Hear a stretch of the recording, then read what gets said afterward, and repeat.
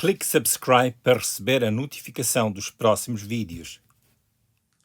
Saudações!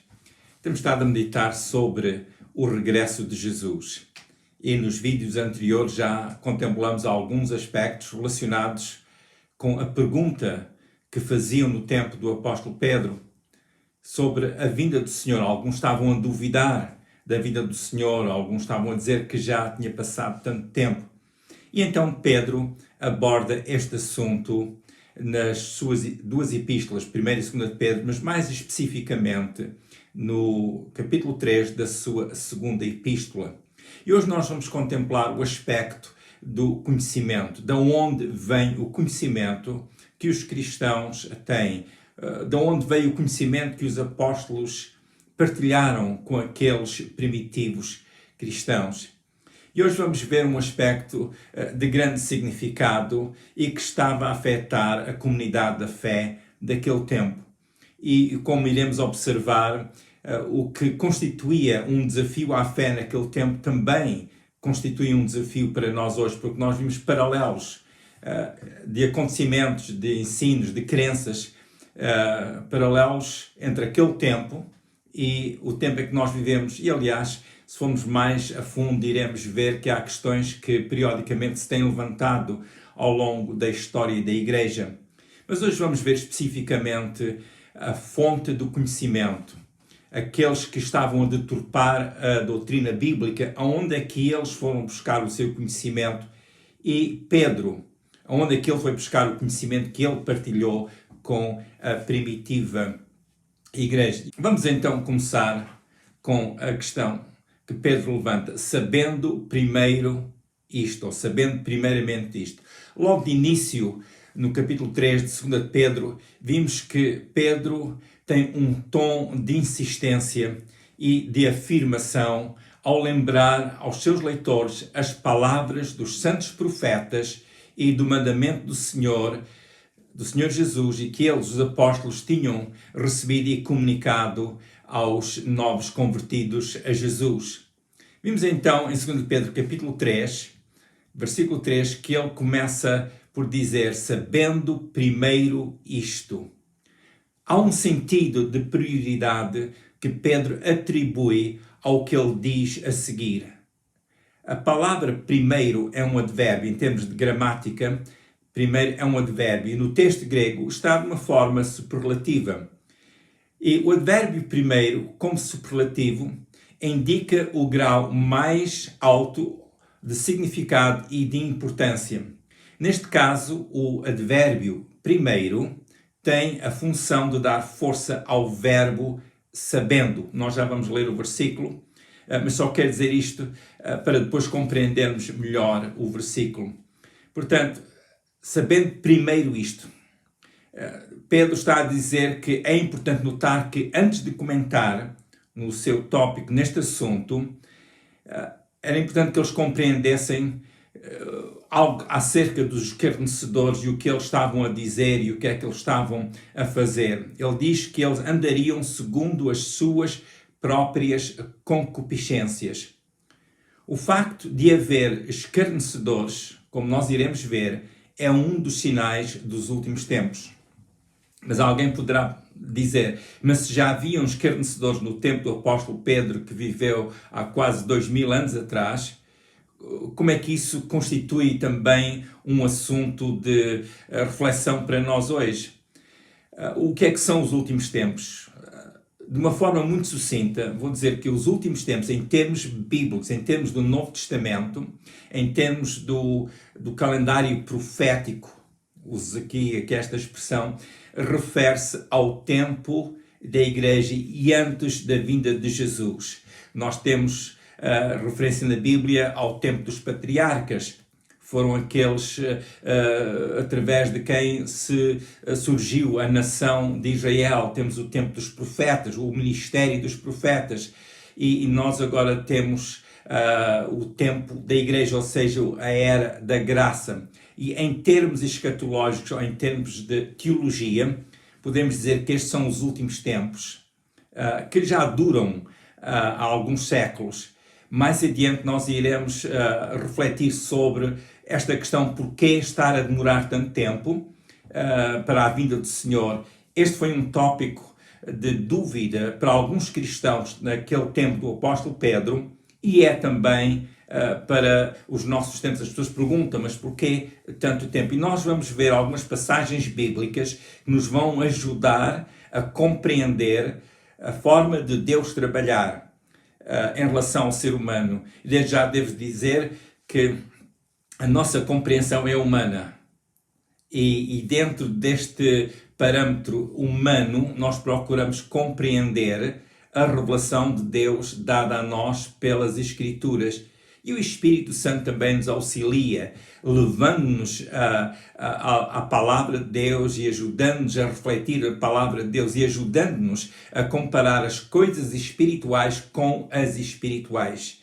E o apóstolo Paulo falou sobre isto na primeira epístola aos Coríntios, capítulo 2.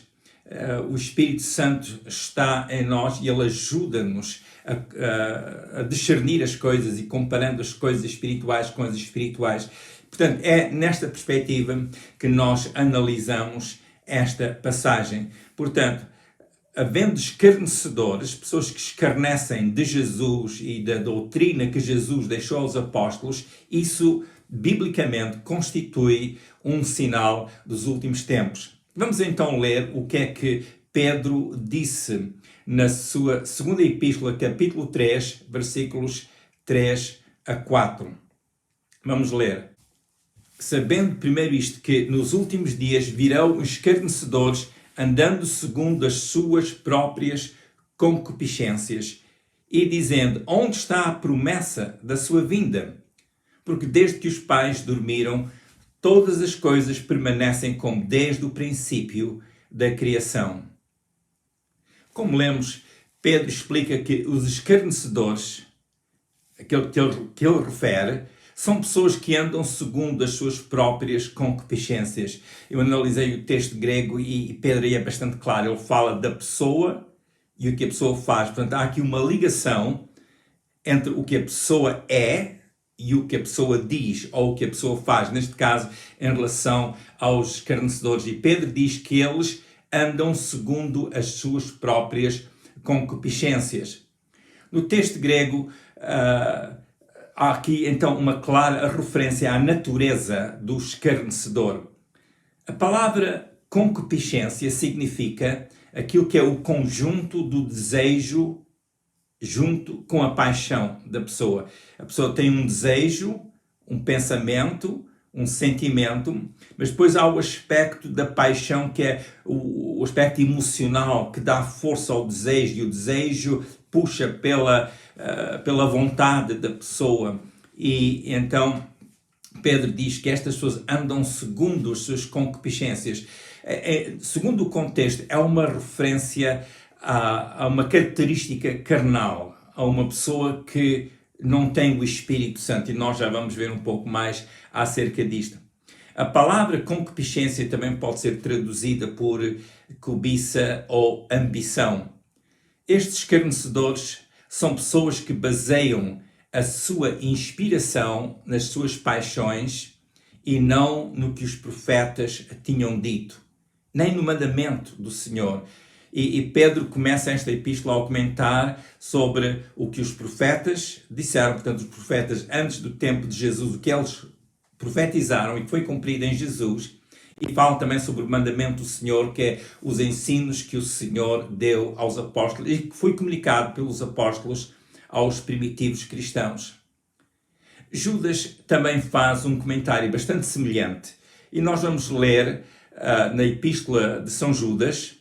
Vamos ver os versículos 17 a 19, Epístola de São Judas, versículos 17 a 19, e que diz: Mas vós, amados, lembrai-vos das palavras que vos foram preditas pelos apóstolos do nosso Senhor Jesus Cristo, os quais vos diziam que, no último tempo, haveria escarnecedores que andariam segundo as suas próprias concupiscências.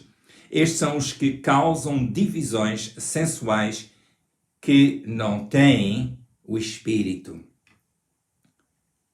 Judas explica que estes escarnecedores andam segundo as suas concupiscências. ele acrescenta que eles causam divisões e que não têm o Espírito.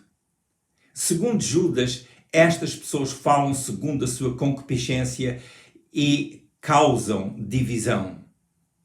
Já é um resultado do trabalho dos escarnecedores, é divisão. Judas é bem claro ao dizer que estas pessoas não têm o Espírito. E aqui nós vimos uma clara distinção. O que é que inspira o escarnecedor? É a sua concupiscência, a sua carnalidade, o seu desejo, o seu entendimento que está isento da inspiração do Espírito Santo e isento da revelação das Escrituras. E a distinção é feita entre estes e os que falaram segundo o Espírito Santo, a revelação dada pelo Espírito Santo. Portanto, estes escarnecedores andavam segundo a sua ímpia concupiscência, como Judas diz. A palavra ímpias, no versículo 18 de Judas, no grego significa irreverência. Isto indica que estas pessoas, num sentido, andavam sem reverência para com as coisas de Deus ou para com os ensinos que Jesus deu aos apóstolos e que os apóstolos, por sua vez, deram aos que se convertiam ao Senhor Jesus. Pedro, Judas e outros apóstolos avisaram que viriam aqueles que iriam propagar ensinos que seriam estranhos ao que Jesus ensinou. O facto de haver escarnecedores não nos deve apanhar de surpresa. Não gostamos de ouvir os escarnecedores a falar, mas isso não deve, o facto de estarem a fazer o seu trabalho não nos deve surpreender. É como um sinal, uma característica, digamos, dos últimos tempos. Portanto, o nosso cuidado, segundo o conselho dos apóstolos, dos escritores bíblicos, é que nós devemos ter o cuidado de não nos deixarmos levar pela obra de divisão e por aquilo que possa enfraquecer a nossa compreensão, o nosso apego à doutrina dos apóstolos. Como lemos lá no princípio de Atos dos Apóstolos, a igreja ia crescendo e eles perseveravam, as pessoas perseveravam unânimes na doutrina dos apóstolos. Aquilo que eles receberam do Senhor e que com fidelidade transmitiram às pessoas que se converteram a Jesus. Voltando a 2 de Pedro, capítulo 3, lemos que o apóstolo disse que os escarnecedores questionariam a vinda do Senhor, no versículo 4. O discurso dos escarnecedores seria depreciativo quanto ao fundamento da crença com base na doutrina. Porque diriam, onde está a vinda do Senhor? Por que é que eles faziam essa pergunta? Bem, havia uma estratégia da parte deles, porque esta pergunta sugere aos ouvintes que deveriam considerar a proposta que estes escarnecedores estavam a fazer. Porque quando se faz uma pergunta, de certo modo já se está à espera de uma resposta. Mesmo que os outros não respondam verbalmente, mas poderão ficar a pensar no que foi dito e daí começa então o caminho da divisão, quando se dá ouvidos àqueles que falam sem terem o Espírito de Deus neles. E neste caso específico, os escarnecedores não estavam a questionar o que Jesus fez na cruz. Pedro comenta sobre isto noutras passagens, que iriam negar o Senhor que o resgatou, e isso é uma clara referência à morte redentora de Jesus. Mas neste capítulo 3 de 2 de Pedro, a questão ali não é que eles estivessem a questionar a morte redentora de Jesus, mas a pôr dúvida sobre o ensino de Jesus. E, portanto, eles punham em questão o fundamento doutrinário dado pelo Senhor à Igreja e através dos apóstolos. Este aspecto é significativo, tendo em conta que mais adiante, no capítulo 3, de Pedro 3, versículo 17, Pedro encoraja aos discípulos a guardarem-se do engano dos homens abomináveis e assim não descaírem da sua firmeza. Vamos ler 2 Pedro 3, 17. Vós, portanto, amados, sabendo isto de antemão, guardai-vos de que pelo engano dos homens abomináveis sejais juntamente arrebatados e descaiais da vossa firmeza.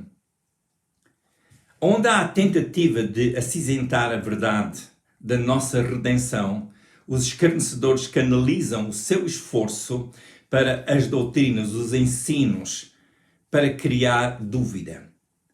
Em 2 Pedro, capítulo 2, versículo 1, nós lemos, 2 Pedro, capítulo 2, versículo 1, o apóstolo Pedro avisou: E também houve entre o povo falsos profetas, como entre vós haverá também falsos doutores, que introduzirão encobertamente heresias de perdição e negarão o Senhor que os resgatou, trazendo sobre si mesmos repentina destruição. Se não podem esconder a cruz, eles lançam dúvidas sobre as promessas do Senhor. E isso é o que nós vimos acontecer bastante nos nossos dias. Hoje já não há tanto quem duvide da pessoa de Jesus no aspecto histórico que Jesus viveu, que houve uma pessoa chamada Jesus de Nazaré, que viveu. Porque há indicações históricas, arqueológicas sobre a pessoa de Jesus. O que nós vimos é lançarem dúvidas sobre os ensinos do Senhor. E aonde a cruz não é comentada, porque as pessoas dizem, não, todos acreditam que houve uma pessoa chamada Jesus e tanta gente já usa a cruz como pendente ao pescoço. O assunto da cruz nem sempre é contestado. A mensagem da cruz é muito fundamental no Evangelho, mas nem sempre é contestado. E quando as pessoas não querem contestar a cruz, poderão lançar dúvidas sobre a doutrina que Jesus deixou aos apóstolos para comunicar àquelas pessoas que viessem ao conhecimento da salvação. Portanto, estavam a querer lançar dúvidas sobre as promessas do Senhor, a promessa da vinda do Senhor. Então Pedro mostra que é importante os discípulos estarem firmes em todo o ensino do Senhor e não esquecer a evidência profética que foi dada pelos profetas da antiguidade. Não esquecer isso, porque constitui um fundamento, porque trouxe revelação, que foi profetizado e depois foi cumprido aos olhos das pessoas. Por exemplo, as profecias, neste caso específico, aliás, as profecias relacionadas com Jesus, como elas se cumpriram diante da nação. Isto constituía um facto inegável do plano da redenção de Deus para com a humanidade. E Pedro encoraja-os a não esquecer o aspecto profético e também não esquecerem o mandamento que o Senhor tinha dado. Eu quero deixar aqui uma palavra de encorajamento. Se ainda não aceitou Jesus como seu Senhor e Salvador, é oportuno fazê-lo agora. Jesus morreu na cruz para salvar o pecador que se arrepende e vem a Deus e diz: eu não posso salvar a mim mesmo, mas aceito a salvação que Jesus me oferece. E diz a Deus: perdoa os meus pecados. Eu aceito Jesus como meu Salvador. A pessoa que faz isso com fé, acreditando no Evangelho, essa pessoa é salva. Faça essa oração a Deus. Aceite Jesus como seu Senhor e Salvador. De seguida, leia um pouco da Bíblia todos os dias para aprender mais de Jesus. Fale com Deus todos os dias, sempre em nome de Jesus, porque é Jesus o caminho para o Pai. Ninguém vai ao Pai senão por Jesus. E Jesus é o que morreu na cruz por nós, é o nosso Redentor. Por isso, como a Bíblia nos ensina, devemos sempre falar com o Pai em nome de Jesus. Frequente também uma igreja que ensina o Evangelho. Isso vai ajudá-lo muito na sua formação como discípulo de Jesus. Procure uma igreja que realmente ensina o Evangelho, não histórias filosóficas, mas sim o Evangelho de Jesus. A minha oração é que Deus o abençoe e a bênção de Deus o possa acompanhar todos os dias. Se quiser ver os vídeos anteriores, vá ao YouTube, ao canal com o meu nome, Manny Bessa.